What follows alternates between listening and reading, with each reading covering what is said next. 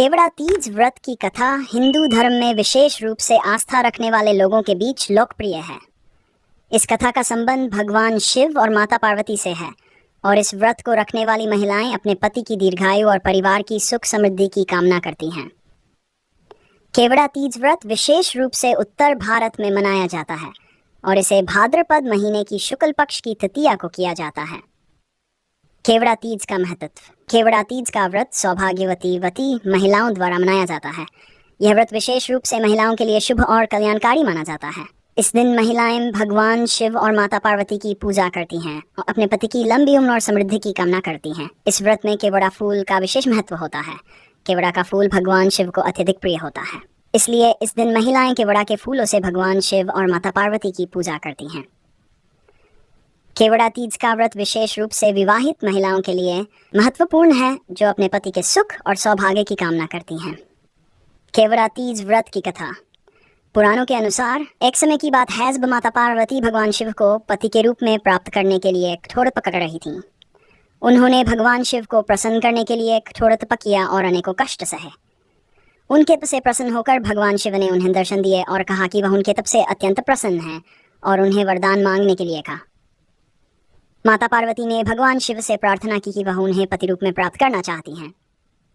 भगवान शिव ने उनकी तपस्या और भक्ति को स्वीकार करते हुए उन्हें अपनी अर्धांगिनी के रूप में।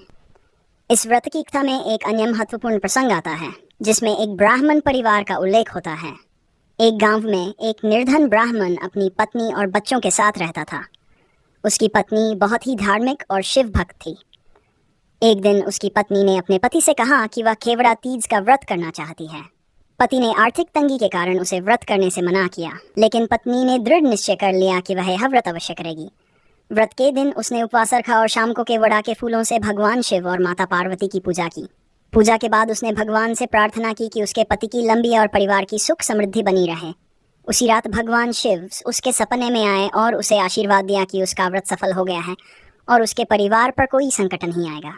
इसके बाद ब्राह्मण परिवार की आर्थिक स्थिति में धीरे धीरे सुधार होने लगा और उनके जीवन में खुशहाली आ गई। व्रत की विधि।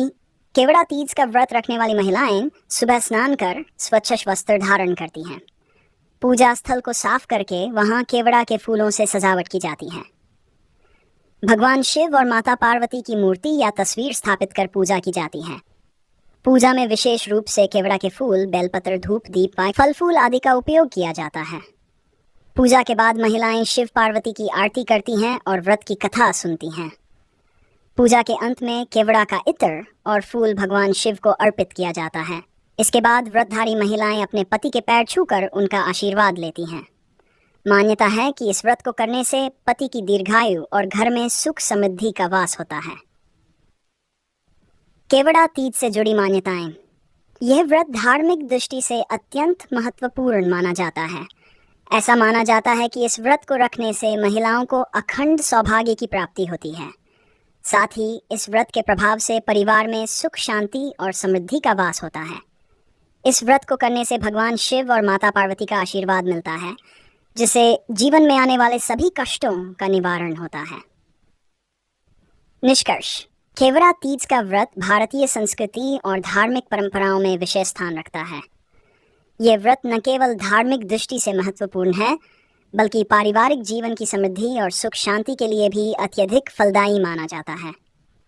इसलिए इस व्रत को रखने वाली महिलाएं भगवान शिव और माता पार्वती की कृपा से अपने परिवार की समृद्धि और पति की दीर्घायु की कामना करती हैं।